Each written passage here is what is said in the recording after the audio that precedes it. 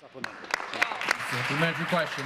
Thank you, Speaker. And I do want to say back to the Minister of Finance, the $17 billion includes $10 billion in tax deferral, which speaks to my earlier question. Will you create a program that doesn't require that payback in the fall of this year when many small businesses are simply just trying to hold on?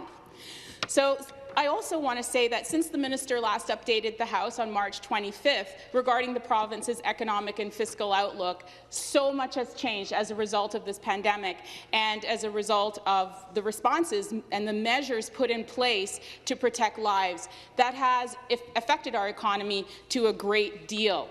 Now that the Ontario government has entered phase 2 in the reopening, we do need a clear picture of what the economic outlook is so that we can properly plan for a full recovery.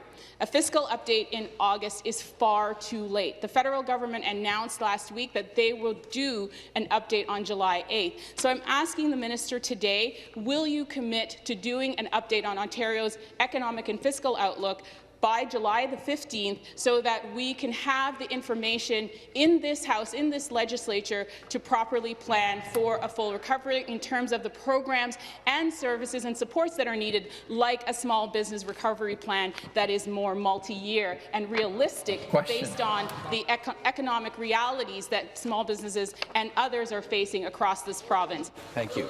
Thank you. Minister of Finance. So again, I thank the member for acknowledging the work of this government in terms of supporting the health of people, and as well for her support of the tax deferrals and her party's support of the tax deferrals, which were supported unanimously by everyone in this legislature.